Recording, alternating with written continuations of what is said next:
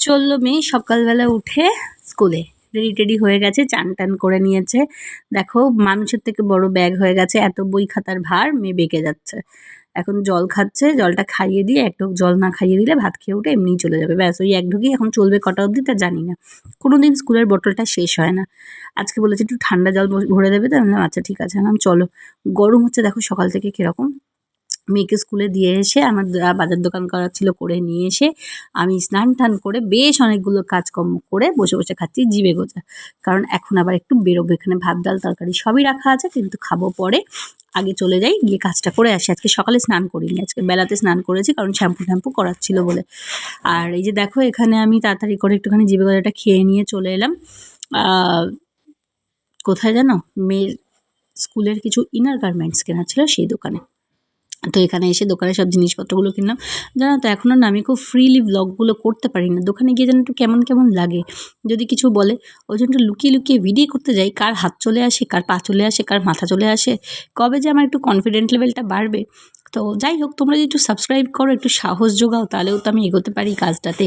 কি জানি কেন ভাবি করবো আর একটু ভালো করে, কিন্তু সেই একটা কেমন লাগে। ওখানে দোকান থেকে জিনিসপত্র কিনে নিয়ে এলাম হচ্ছে একটু স্টাইল বাজারে, মেয়ের পয়লা বৈশাখ সামনে, যদি কিছু কেনাকাটা করি সেটা দেখতে।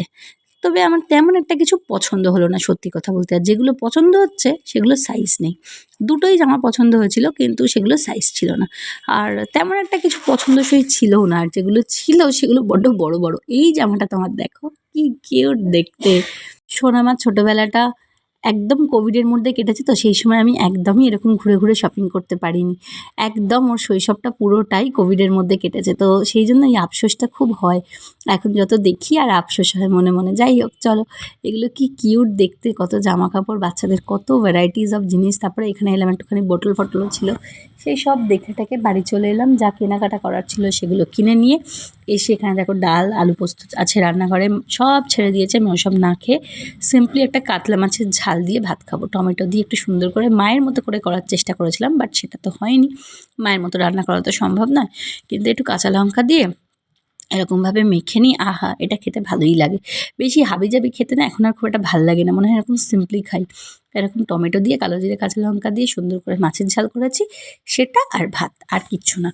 মাছও তো তেমন একটা খেতে পারি না, কাতলা মাছ হলে তাও খাই একটুখানি, আর পাবদা মাছ হলে একটুখানি খাই, এদিক ওদিক মাছ খেতেও পারি না এখন আর। তারপরে মেয়েকে আনতে গেলাম, মেয়েকে নিয়ে চলে এলাম। জলের বোতলে যেমন জল ছিল তার থেকে দুটো দাঁত খালি জল কমেছে ব্যাস। আর এখানে এসেই কি করছে দেখো, গাছ থেকে ফুল তুলে নিয়ে আসছে, এসে আগে ঠাকুরকে দিচ্ছে। এটা ওর কাজ, এই যে স্কুল থেকে ফুল তুলে নিয়ে আসবে, নিয়ে এসে ঠাকুরকে দেবে। কি বলবো বলো। আর এই যে দেখতে গেছে, কি কিনে নিয়ে আসছো দেখি, ওগুলো দেখতে গেছে ছুটে ছুটে। তো আমি বললাম যে কিছুই কিনে দেখো আজকে যেটা কিনেছি সেটা হচ্ছে এই কাঁচের গ্লাসটা, স্টাইল বাজার থেকে নিয়ে এসেছি। আমি বললাম যে সোনামা খা কাঁচের গ্লাসে, আর একটুও ডাবের জল খাবে না, উফ কি অশান্তি। আমার অনেক দিন পর ইচ্ছা করলো একটু কাঁচের গ্লাসে চা খাও, সেই জন্য লিকার চাটা বিকালবেলা কাঁচের গ্লাসেই খেলাম। এখানে দেখেছো বিকালবেলার পশটা নিয়ে বসে পড়েছি, ঝুড়ি ভাজা, চা, বিস্কিট, সোনামা খাচ্ছে মুসলি। আর এই দেখো আমার সাথে করছে দুষ্টুমি, কী কাণ্ড করতে থাকে দেখবে। এই যে টুকি টুকি করছে, এই যে পায়ের তলা দিয়ে উঠে এই দেখি দেখি মুখটা কোথায়, এইসব করছি। যাই হোক, সোনামার সাথে অনেকগুলো দিন কেটেছে ঘরেতে। এবার তারপরে সোনামা স্কুলে চলে যেতে আমার বড্ড ফাঁকা ফাঁকা লাগে, যদিও কাজকর্মের মধ্যে থাকি বলে সময়টা কেটে যায়। তারপরে আবার ওকে খাইয়ে টাইয়ে নিয়ে সন্ধ্যেবেলা ঝপ করে রেডি হয়ে বেরোলাম। সকালে স্টাইল বাজারে একটা প্যান্ট দেখে এসেছিলাম সাইজের, কিন্তু একবার ভাবলাম ওকে ট্রায়াল করিয়ে নেবো, সেই জন্য ওকে নিয়ে গেছিলাম। ওহ মাই গড, কিন্তু প্যান্টটা আর পেলাম না।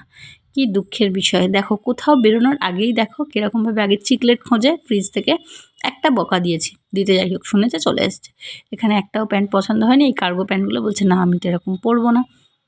আবার নিয়ে আসার পরেও আর হলো না ওর ফাইনালি প্যান্ট কেনা। ঠিক আছে চলো দেখা যাক, রাতের ডিনার করাবো। তার আগে সন্ধ্যাবেলা বইপত্র একটু ঘাটাঘাটি হয়েছে। এবার ডিনারে ছিল রুটি, চিকেন। সকালে সোনামা আজকে বাটার চিকেন নিয়ে গেছিলো টিফিনে, সেটাই ছিল চিকেন বাটার মশলা। আর এই দেখো এখানে পেপার কাটিং চলছে জানো, এই দেখো এরকম স্কুলের ডায়েরি কেটে কেটে আর একটা খাতায় মারছে, কী যে সব করে ভগবান জানে। আমি খেতে দিচ্ছি আর ওরকম করে যাচ্ছে এদিক ওদিক করে। আমি ডাকছি আয় আয় খেতে আয় খেতে আয়, আর দেখো ও ওখানে বসে বসে পেপার কাটিং করছে। তো যাই হোক চলো, এরকম পাগলি পাগলি দশাতেই শেষ করি ব্লগটা আজকের মতো। আর তার আগে তোমাদের একটা জিনিস দেখাই, এ দেখো রাতে কীভাবে বিছানা করা হয়। আগে সোনামার মেয়ে শোবে, তারপর আমার মেয়ে শোবে, তারপর আমি শোবো। দেখেছো কিরমভাবে বিছানায় থাকে।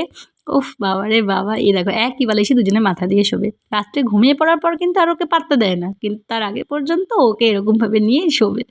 তো চলো আজকে ব্লগটা এখানে শেষ করি। ভালো লাগলে একটা সাবস্ক্রাইব করে যেও। আমারও ভালো লাগবে।